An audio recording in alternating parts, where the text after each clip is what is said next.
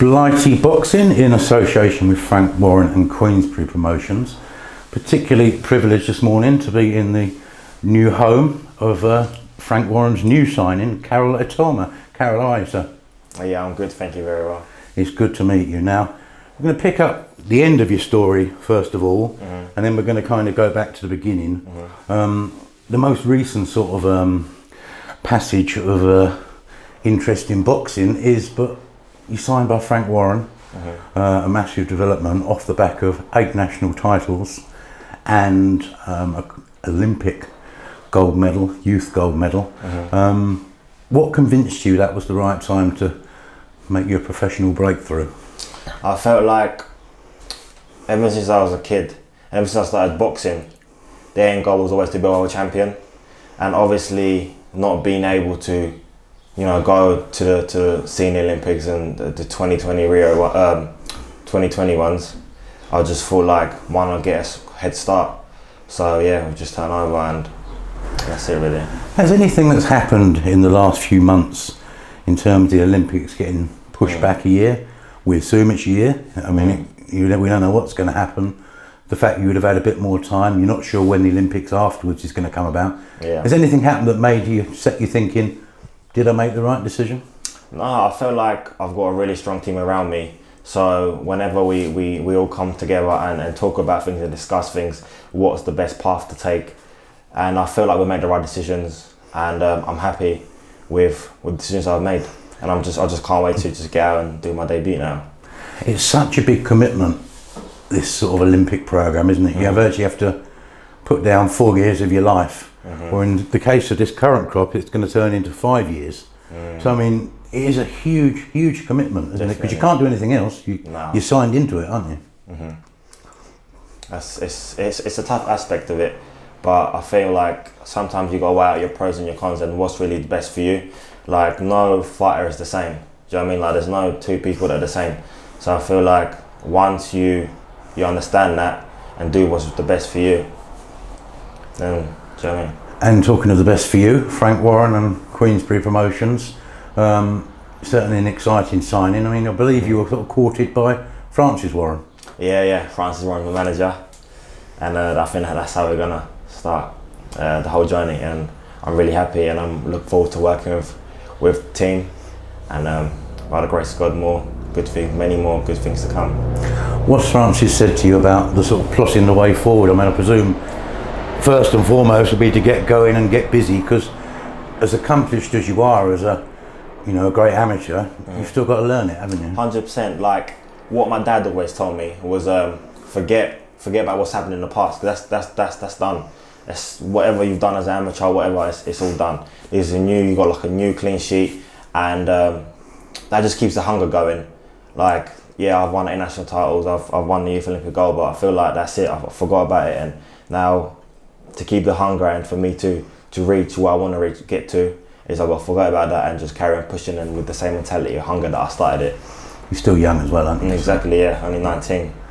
How much of a consideration came when you looked at the likes of Daniel Dubois, or from nearer your patch, Dennis McCann, Sam Noakes, seeing how they had been developed from an early age and thinking, that's probably the right way for me? Yeah, well, turn that off quick. I didn't start boxing like at early age, like probably like they did. Like I was introduced to the sport. I had my first bout when I was 14, so I didn't get that schoolboy and all that kind of. I had to kind of learn. I kind of fast tracked, but seeing what Queensberry has done for them and how they've boosted them and gave them the opportunities they've been given, it's great to see, and I'm looking forward to it. It's a company that's always set its stall out of its preference is to develop a champion from day one, preferably, like you say, your age. Yeah. You look at them all, Nazim Hamed, all those people come through from prospect to champion, and and they like to do it in-house. Yeah, like my amateur club, St Mary's in Chatham, day I started until I turned pro, I was with them. I was never swayed to a different club and that, and I feel like that's the kind of same path I want to carry on my professional career. Like Francis and Frank have opened the doors for me, and I'm looking forward to really getting things going and get the ball rolling. I suppose like people would be quite keen to be updated on where you're up to at the moment.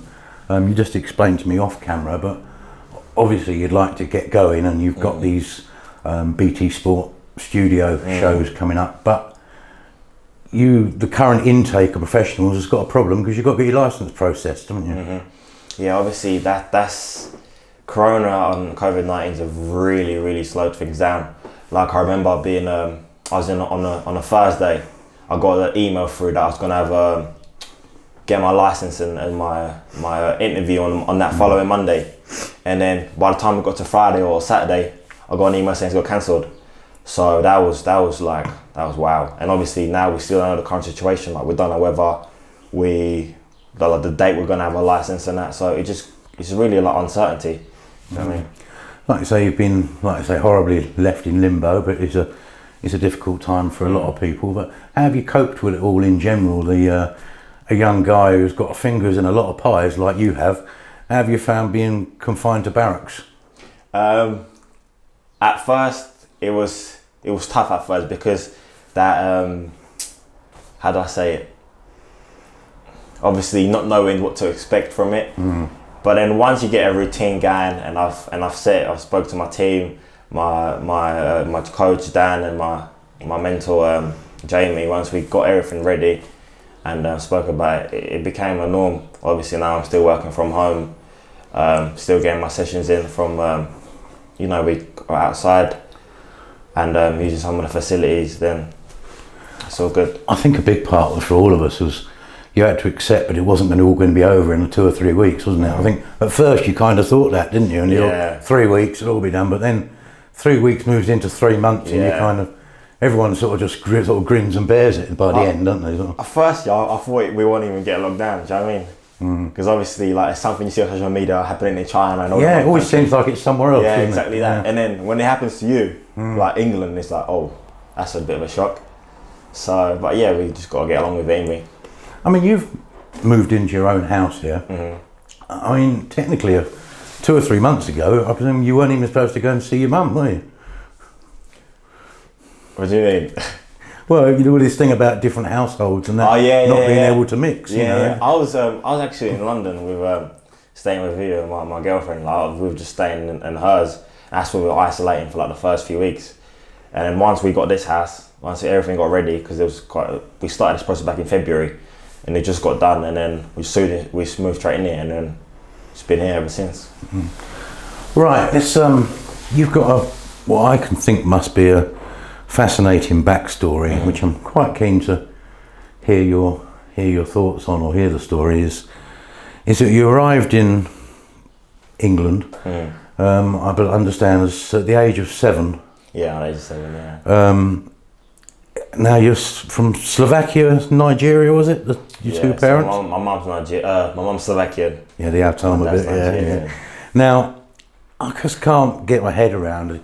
Is how difficult and daunting it must be for a 17-year-old to land in a country and go to school when he doesn't speak a word of the language.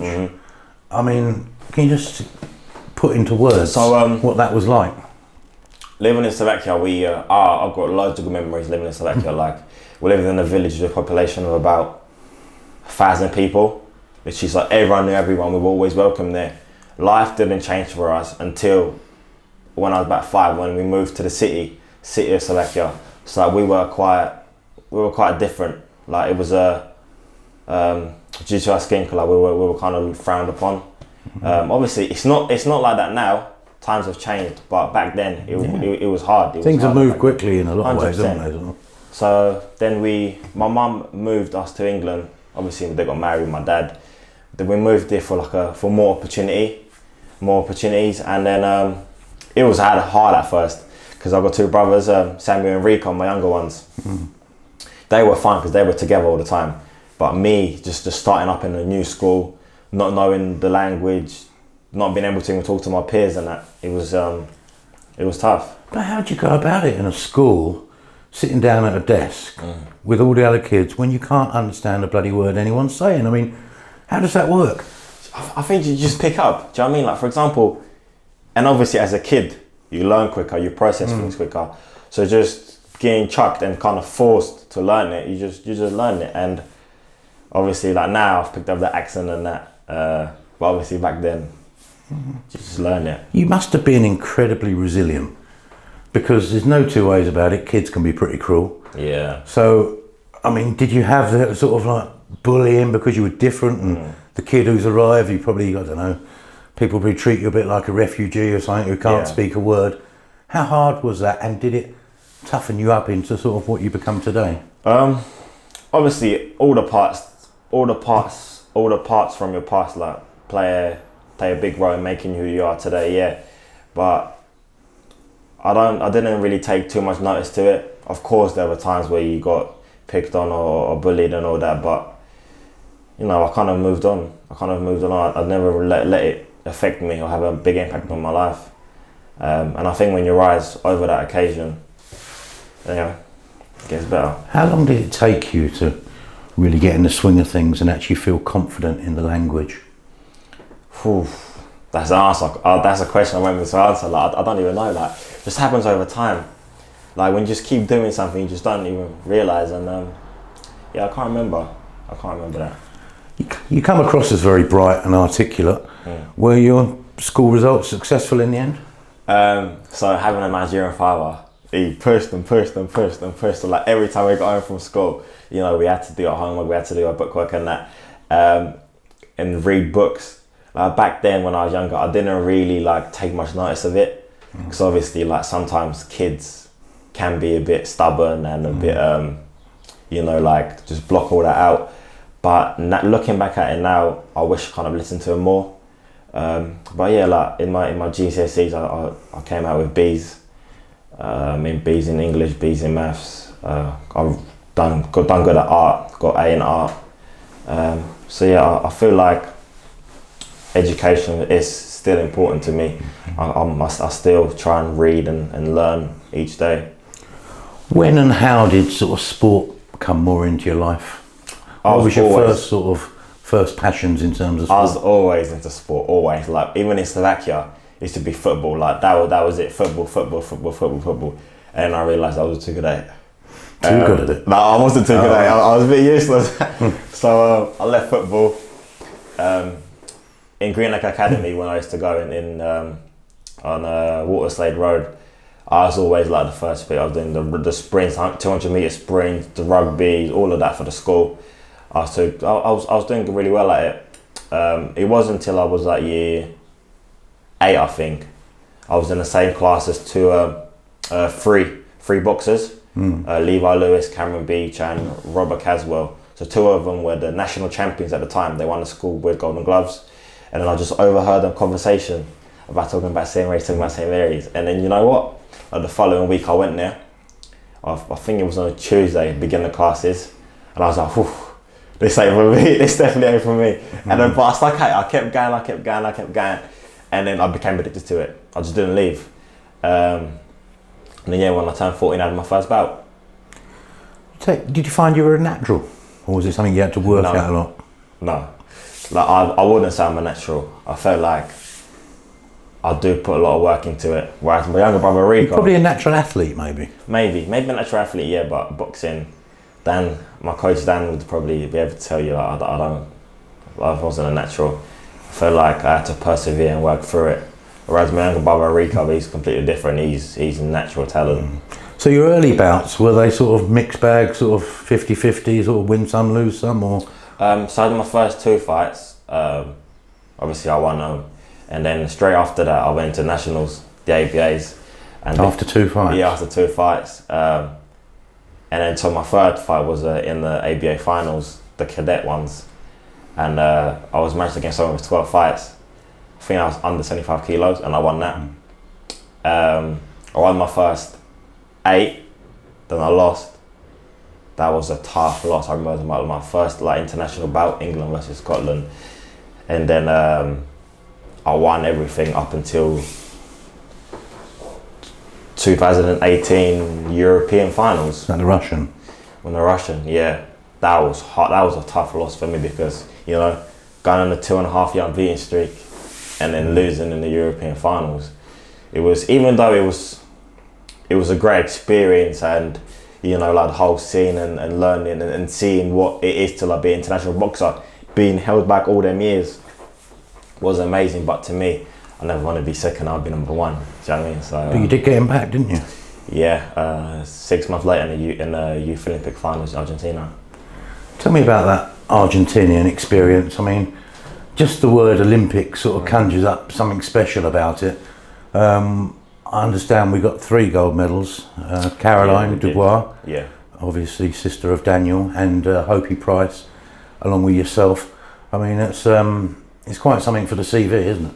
Well, it was a unreal experience. I literally going there 3 weeks before even competing, getting grips with the climatized, seeing all the different sports, all the different athletes, like 7,000 best athletes in the world, all in like under like in a one little village. It was a crazy experience. Boxing was last, so we had to train all the way through it. You know, keeping my weight down, training, keeping sharp, ticking over, so that when it came to the time, boom, we were ready. Obviously, I had 3 fights. First fight, I boxed Puerto Rico, won that. Day rest, go again against the number 2 seed from Egypt, won that, and then obviously in the final I had the Russian. And how satisfying must that have been, just to avenge that defeat? You know, it was unreal. Did you find that your profile and interest in you was piqued by that Olympic experience, and when you came back, a few people started giving you a little nudge and a whisper in the ear about maybe start thinking about turning pro?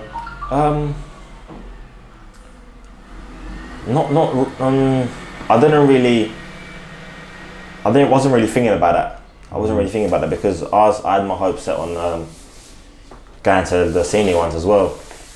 And then, well, obviously some things change and you got to adapt to it. And I just adapted, and I felt like, sat down with my team, like I said, and this was the best option that we felt was right for me. I mean, that was 2018. Obviously we're in 2020 now, and obviously it was early 2020 when you made the decision and got your promotional arrangement. How much activity have you had in the time since the Olympic experience and now? So I boxed a lot, had a few normal bouts, and then seen the ABAs, I went in that, and then even in the NABC championships as well. So yeah, I haven't been in accident. Always learning, always like training. So yeah, I'll always train. How much of a boxing fan are you in terms of looking at other fights or the sport itself and sort of incorporating parts of that into your own game? I mean, it's not essential. A lot of boxers don't watch boxing. Do you? I'd watch the big fights, but in terms of a studying perspective, like learning the game and the art, I tend to look at fighters that kind of have relevance to me. So for example, like southpaws, one of my favourites, Errol Spence Jr., his style, the southpaw, and the way he boxes. So in terms of that, I do have a look.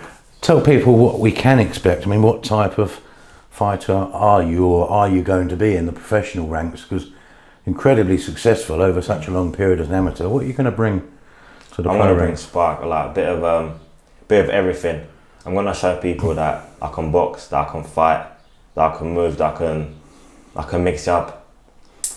And yeah, that's it. I can't wait. You do get some that promise to sparkle, but I mean, a lot of the time they end up just being back foot counter punchers, and you know, some people say not TV fighters, maybe a little bit boring. Yeah. Are you going to be able to mix it up and keep a bit of everything, the complete package? Definitely. I'm lucky enough to have a really good team around me, and every day we work on things. Every day, different things. Put ourselves in different scenarios, so when it comes to the day, we're more than prepared. Whether it's to fight, whether it's to box, whether it's to be on the back foot, or it's both, we can mix it up. And I feel like it's important to be able to adapt to whatever comes at you. Is the money punch there? The money punch is there. It definitely is. Good stuff. Now, you're not a boy without a few sidelines. Like I say, you seem to have packed a lot into your 19 years, but your own fashion label. Yep. Tell us a bit about that and how that sort of came about. Oh, so that was. So I'm quite running right now actually. It's I always into fashion, like designer clothes, designer brands, fashion clothes, trainers. I love that, and it wasn't until like 2017 I decided to start. How'd you do it? So this is a funny story. I was the head boy in my school, so talking in talking in parents' evenings and stuff like that. And then it wasn't until one evening I had done a speech, and I was wearing a different top now. I had the mentor, or like the chairman of the whole school was there, and she saw it. And then we started talking, and then I kind of told her my idea. She helped me a lot. She had good connections in. Her name's Nikki King. She was able to get my brand trademarked, get everything done, like all the financial stuff of it done. And it's just carried on going since then. So in terms of t-shirts, for instance, like you're wearing, I mean, is it a case of you buy up a load of stock and put your own label on it, or do you create the whole garment? So the whole garment is not created, no. So what I do is terms of just probably just designing it and getting it to look the way it looks. Yeah. So you get like a quality garment and then embellish it and put your own mark exactly on it. That, yeah. Have you had, I mean, has it broken through? Have you had much success or recognition for the brand? So it's currently slowed down. I haven't been doing much of that aspect of it yet. I've literally just been training and working. However, once I get a date for my pro debut, everything gets ramped up. I've got a few people that are going to help me with that. So I'm just waiting for the right timing, and that's what it is. Everything's about timing. So once I get my date, everything gets ramped up. So when it comes to ring walks, you're not going to be going to one of these shops to get your t-shirts done. You just organise them all yourself. Exactly that. Also, you're in the financial world. Tell us a little bit about that. So my mentor Jamie and my sponsor, he's a financial advisor, one of the top ones in England. He's a fellow, and I've been lucky enough to work in his company. So he lets me train whenever I need to train for S&C sessions. So I've been blessed and lucky enough to be in that position where I'm able to work, get an income, and get still train. You got your own client base for financial advice? No. So what I purely do is handle pensions. So what happens is every year we have each one of our clients have annual reviews. So what my job is in that firm is to get the client's review. So let's say you flag up, and then what I do is I see what you've been invested in, like your investment portfolio, match out with your age, your attitude to risk, and then depending on them two things, I either rebalance your pension, or I change it so that your investments are in line with your attitude to risk and your retirement age. So you're a number cruncher. I'm trying to think who else. Who's the Umar Sadiq, wasn't it? He left the accountancy world to become a boxer. Oh, okay. So he crunches a few numbers. But so now we're just waiting on that debut day. I mean, where are you in terms of, if they said to you, when are you ready? What would your answer be? I always keep my weight down. My weight's down. I can be ready in 5 weeks, 6 weeks. So literally for me, it's all about sharpening and getting that last bits done. And I think like keeping that lifestyle and always being ready. That's it. But the only thing that's holding me back is that the license as well. And I guess you would want the Itauma Army all out there in force for the debut, 100%. Wouldn't you? So. Yeah. Obviously having a stadium and having your people, your family. It's such a monumental moment in your life, isn't it? To do that when they're not allowed to be there would be a shame, wouldn't it? Definitely. Obviously, you only get a debut once, don't you? Yeah. And we're going to look forward to it. Karol Itauma, thank you very much, sir. Thank you very much, Richard.